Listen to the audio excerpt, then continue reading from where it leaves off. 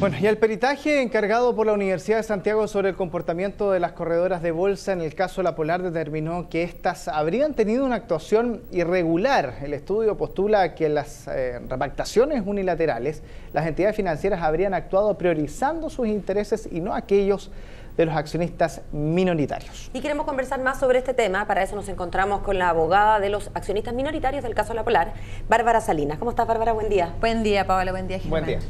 Quiero primero entender el alcance del informe. Dice un comportamiento irregular, ¿como sinónimo de ilegal, de inmoral o no necesariamente?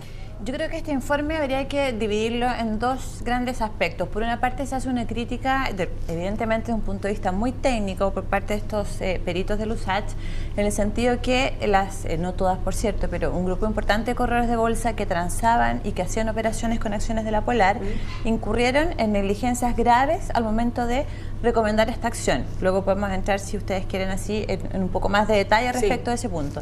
Y por otro lado también se señala en aquel informe, se consigna que existen ciertas conductas que eventualmente estarían efectivamente reñidas eventualmente con la ley, desde el punto de vista de que posiblemente habrían tenido acceso a información privilegiada y esa información privilegiada no la habrían traspasado al mercado en general. A ver, tener acceso a información privilegiada ya constituye palabras un poco mayores, pero lo primero que señalas tú es la negligencia grave.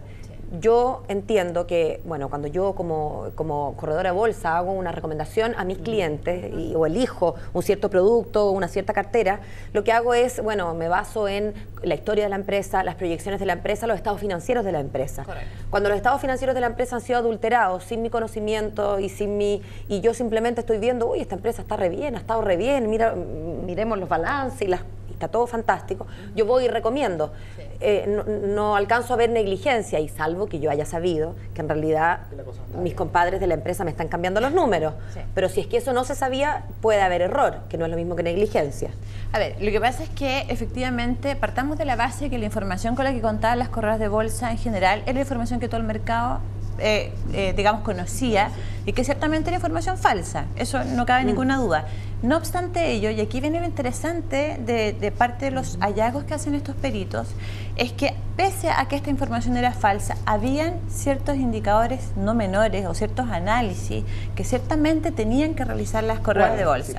Como por ejemplo mirar ciertas cuentas, mirar las cuentas por ejemplo de los pasivos que tenía la compañía, mirar por ejemplo la relación que existía del tiempo que se demoraban en cobrar las ventas que ellos realizaban, que en el fondo eran créditos de la compañía a corto y a largo plazo. Pero Bárbara, si son esas, sabemos que el directorio ya cuestionado, ¿no?, de La Polar no realizó el due diligence, por llamarlo de alguna manera, no hizo su pega bien hecha.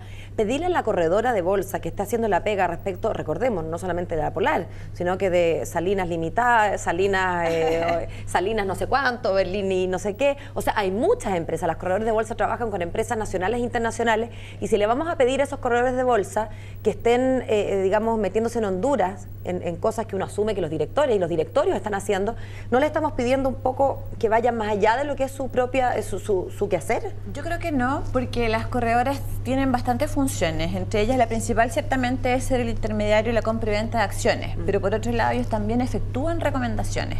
Y aquí creo que hay un punto sumamente importante porque ellos efectúan recomendaciones sobre la base de departamentos de estudios.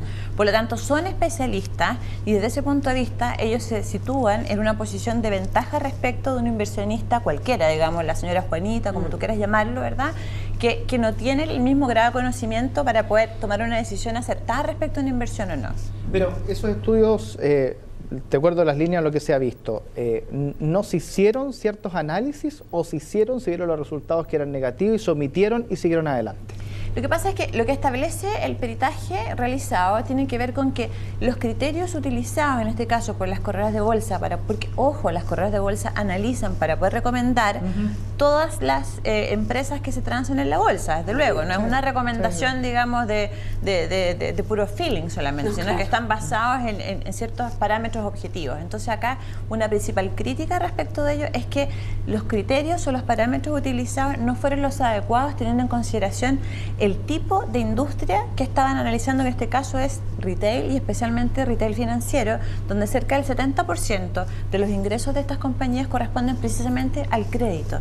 Y más aún teniendo en consideración que se trataba de una compañía como la Polar, donde el segmento mercado, ¿verdad?, es un segmento mucho más riesgoso que el resto de la competencia que todos conocemos, digamos, y que apunta a otro segmento mercado. Ahora, Bárbara, hablamos de negligencia grave como la primera conclusión a que llega este informe, pero también hablamos de la eventual posibilidad de que estas entidades hubieran tenido, ya veremos de qué forma, acceso a información privilegiada y que en vez de transparentarla a sus clientes, la hubieran omitido. ¿Por qué la habrían omitido? ¿Para hacer una diferencia respecto de dos carteras? O sea, a esta gente yo no le cuento y ellos funcionan de una manera en el mercado, a estas otras o a mí misma sí me lo cuento, de manera que yo obtengo una ganancia, porque si no, no se explica, digamos, si yo no utilizo la información privilegiada a mi beneficio o a beneficio de mis amigos, bueno, para todo efecto práctico es igual que no la tuviera, y en cuyo caso... No, desde luego que tiene que tener un sentido práctico. Partamos de la base que esta es una hipótesis sobre digamos, basado en este estudio y que ciertamente va a requerir investigaciones e indagatorias que sean mucho más precisas para decir derechamente, ¿verdad?, de que estamos enfrentando una figura de uso de información privilegiada.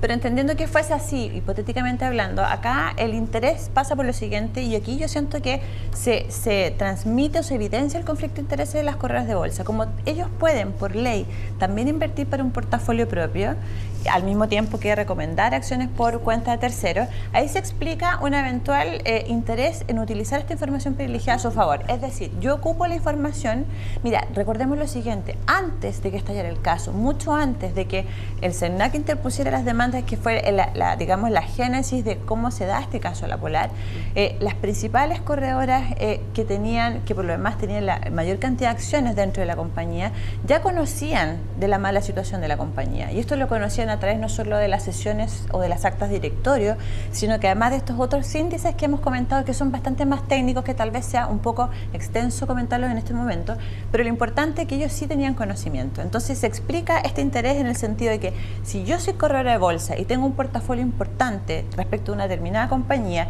y tengo conocimiento de que esa compañía no está sana, sería de toda la lógica, no obstante que ciertamente es reprochable, ¿verdad?, pero sería toda lógica que yo trate de desprenderme de esas acciones y generar que mis clientes a su vez la adquieran o la compren en el mercado. En el saco de la cochinada a cambio de que usted se la lleve. Eso es. Bueno, veremos qué dicen entonces las pericias más profundas que se hagan respecto de este informe. Muchas gracias, Bárbara. Yo quisiera brevemente hacer un alcance y agradecer, por cierto, el día de ayer nosotros concurrimos a la Superintendencia de Valores y Seguros a presentar este informe junto con 2 diputados de oposición y de gobierno, lo que nos parece muy importante porque es una transversalidad este tema. Aquí existe una situación bien clara, que es que los accionistas minoritarios y el sistema bursátil requiere efectivamente una mayor regulación, porque ya está claro que el mercado no se regula solo. Eso es evidente. Muchas gracias, Bárbara. Gracias a ustedes, que tengan buen día.